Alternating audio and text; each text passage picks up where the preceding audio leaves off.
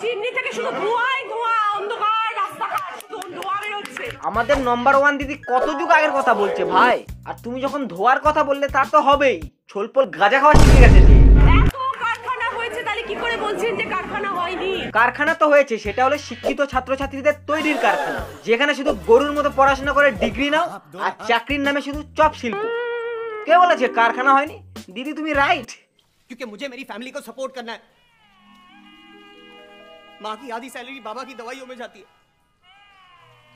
कमों की शादी नहीं हो रही क्योंकि लड़के वालों को मारुति 800 चाहिए। সত্যি বলতে আমি এখানে কোনো পার্টিকে সাপোর্ট করে বলছি না, সেলিব্রিটিরা যখন পলিটিক্সে আসে তাদের জীবনটা ঠিক এমনই হয় যে না ঘর কা না ঘাট কা। क्या साबित करना चाहता है तू? क्या साबित करना चाहता है तू? যারা নাকি সারা জীবন অ্যাক্টিং করে গেল তাদের কাছ থেকে ডেভেলপমেন্ট কি আশা করা যায়? आज मूड नहीं कर रहा, इसे कल देखते हैं इस काम को। ভোটের আগে হয় না ব্যাপারটা যে হ্যান করেঙ্গে ত্যান করেঙ্গে, এরাও সেম।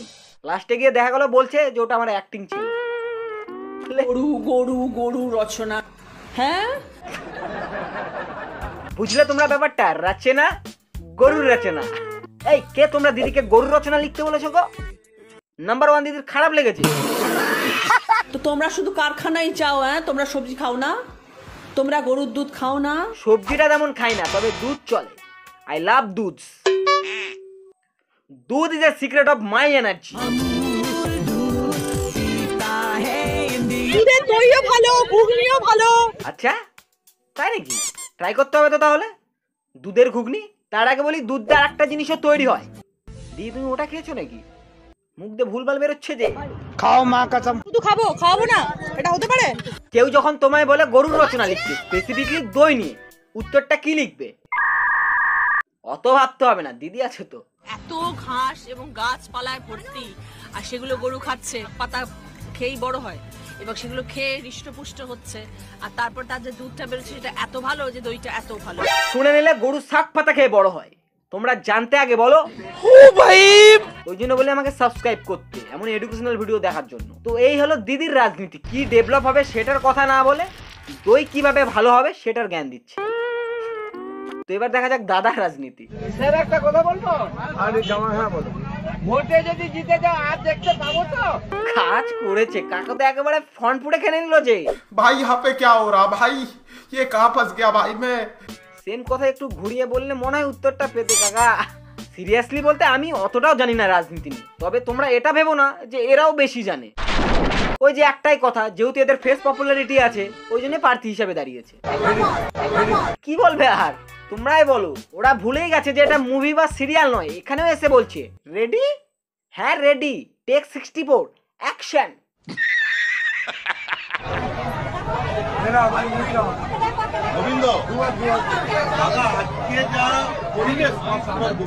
মুড়ি খেয়ে পটাচ্ছে রে ভাই, আলাদাই পাবলিসিটি স্টান্টস। পোষায় আর না, যতই দাও ততই চাই। ওপর থেকে টাকা দেবে বৌমা। চালাকি বুঝিয়ে দেবো।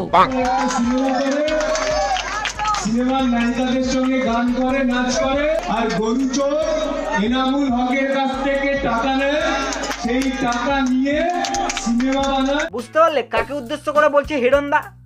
আরে আমাদের সবার প্রিয় দেবদা গো।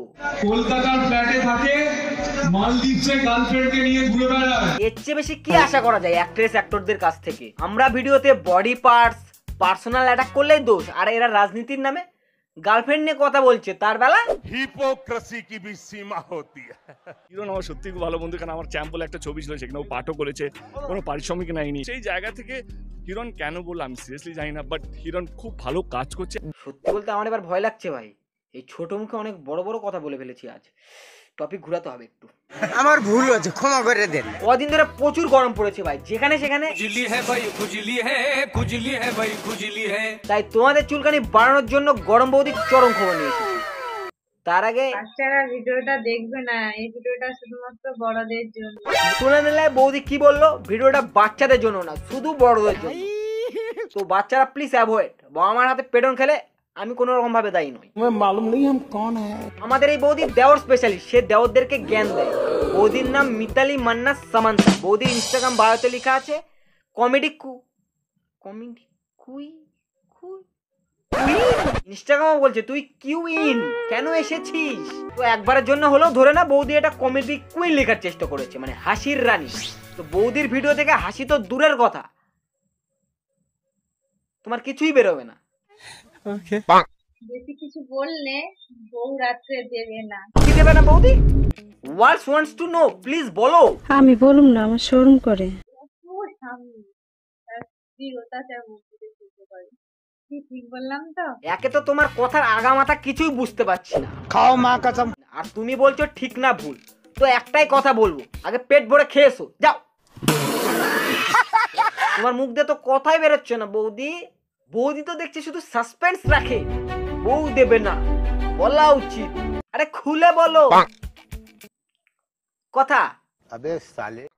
স্বামী তার স্ত্রীকে একটাই কথা বলা উচিত, এই পাগল তোকে জড়িয়ে ধরতে নয়, তোর সঙ্গে সারা জীবন জড়িয়ে থাকতে চাই। হ্যাঁ, তোমার জন্যই তো ফেবিকুইক বানানো হয়েছে। সারা জীবন কেন, একবার লাগিয়ে নিলে হাঁকতে মুততে যেখানেই যাও সেও খুলবে না। फेविक्विक कुछ भी जोड़े 5 रुपए में। সঙ্গে সারা জীবন জড়িয়ে থাকতে চাই। তুমি এদিকে জড়িয়ে থাকার কথা বলছো আর তোমারই কথা জড়িয়ে যাচ্ছে। দাদা কিছু করেছে নাকি বৌদি? তুমি জাস্ট বলো একবার, তোমার দেওররা তোমার পাশে আছে। जान दे देंगे इसके लिए। গাইস, বৌদির মুখের আওয়াজ বের করাতে আমাকে যেতে হবে, আমার ডাক এসেছে। তো আজকের মতো ভিডিও এতটুকুই। ভিডিওর কোন পার্টটা তোমাদের ভালো লেগেছে কমেন্টে অবশ্যই জানিও। আর আমি এখানে পলিটিক্স নিয়ে যে কথাগুলো বলেছি কোনো পার্টিকে উদ্দেশ্য করে নয়, জাস্ট আমি একটা सुपारी निकाल के बात कर रहे बाबा। এন্টারটেন হিসাবে তুলে ধরেছি। সো কেউ গায়ে মাখবেন না বাবা প্লিজ, ভয় লাগে আমার খুব। थप्पड़ से डर नहीं लगता साहब, प्यार से लगता है। তো বাই বাই, আজকের মতো পিস আউট। ওহে কি করিলে বলো পাইব তোমারে।